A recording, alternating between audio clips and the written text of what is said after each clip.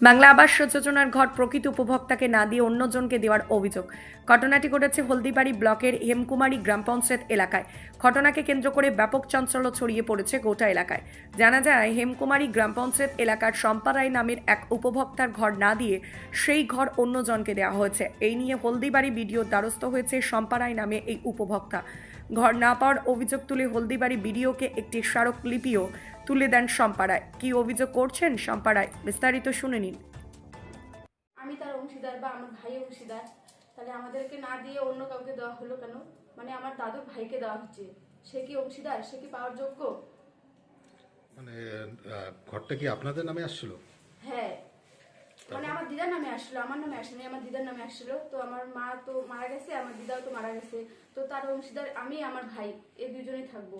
কিন্তু আমাদেরকে সব বাতিল করে দিয়ে আমার কাছ থেকে কাগজপাতি সব কিছু নিয়ে গেল পঞ্চায়েত। নিয়ে যাওয়ার পরে আমাদেরকে এই ঘরটা দিল না, অন্য কাউকে দিল। বললাম কয়দিন আগে কি যে সার্ভে যে করলো তখন আসলো আপনাদের কাছে? আমাদের কাছে আসে নাই, পঞ্চায়েত আমাদের কাছেও আসে নাই। শুধু সার্ভে যেদিন করতে আসে আমাদের কাছে আসে নাই। আমার দিদার বাড়িতে গেছে, আমার দিদা তো মারা গেছে, ওদের বাড়িতে কি করে এখন হবে? ওরা তো কেউ নেই বাড়িতে। তারপর আমার কাছ থেকে পঞ্চায়েত বলছিল যে তোমার কাছ থেকে যত কাগজপাতি আছে, মানে আমার ডকুমেন্টস সব কিছু দিতে হবে। তারপর আমি দিয়ে আসলাম ওদের বাড়িতে। দিয়ে এসে পরে আমাকে বলতেছে যে তোমার নামে এখন ঘরটা আসবে। পরশুদিন মানে ঘরের টাকা ওরা সব ইসে করে নিয়ে উঠে নিয়েছে। তখন আমি বললাম যে টাকাটা কি করে কি হইলো? তারপরে বলতেছে ওইটা অন্য কেউ পাবে। আমি বললাম কেন, এটা কি করে হয়? তারপর আমাকে পঞ্চায়েত আর কিছু বলে নাই। তারপরে কি শুনলেন? তারপরে শুনলাম যে ওরা টাকাটা উঠে নিয়ে গেছে আমার ওদের কাছ থেকে। তারপরে আবার এসে মানে ও যে টাকা পেয়েছে সে আবার বলতেছে যে আমাদের কাছ থেকে 10,000 করে টাকা নেওয়া হচ্ছে। পঞ্চায়েত কি বললো? পঞ্চায়েত বলতেছে যে আমি টাকা নিই নেই। সে কি আর স্বীকার করে? কোনোদিনও স্বীকার করবে না। সে টাকা নিলেও করবে না, না নিলেও করবে না। বলে আপনার ঘরটা যে আপনার যে কি বললেন দাদু নাকে পেয়েছে, হ্যাঁ, এই বিষয়ে পঞ্চায়েতকে বলার পর তিনি কি বললেন? সে আমার কাছ থেকে কাগজ সব ডকুমেন্টস নিয়ে গেছিল যে আপনার নামেই হবে।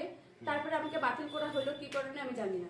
পঞ্চায়েত কিছু বলেনি এই ব্যাপারে? না, তারপরে আমার কাছ থেকে কাগজপত্র জমা নেওয়ার পর আমার কাছে আর কিছু বলেনি। পঞ্চায়েতের নাম কি আর কোন বুথ?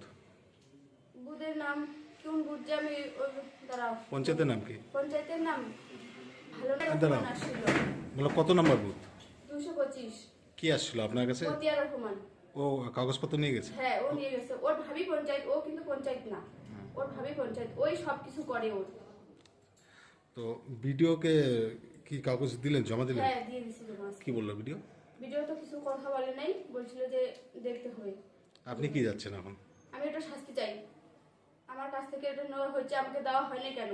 এটা আমি কিছু একটা মানে চাই ওদের কাছ থেকে।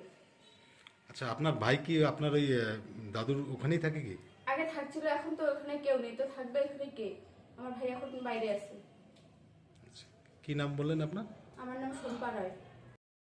আপনি কি বাইক বা স্কুটার কেনার কথা ভাবছেন? তাহলে এখনই চলে আসুন দিনহাটা ইয়ামাহা অটো সেন্টারে এবং নিজ হাতে পছন্দ করে নিয়ে যান আপনার স্বপ্নের বাইক বা স্কুটার। আমাদের এখানে রয়েছে বিভিন্ন মডেলের বাইক ও স্কুটারের বিশাল সমাহার। রয়েছে স্বল্প ডাউন পেমেন্ট, ন্যূনতম ডকুমেন্টস ও সহজ ইএমআই এর সুবিধা। এছাড়াও রয়েছে যে কোনো কোম্পানির পুরনো গাড়ি এক্সচেঞ্জের সুবিধা। তাই আর দেরি না করে এখনই যোগাযোগ করুন দিনহাটা ইয়ামাহা অটো সেন্টারে। আমাদের ঠিকানা সাহেবগঞ্জ রোড, বয়েজ বিক্রিয়েশন ক্লাবের সামনে। যোগাযোগের নম্বর 8158042471 এবং 7602877619।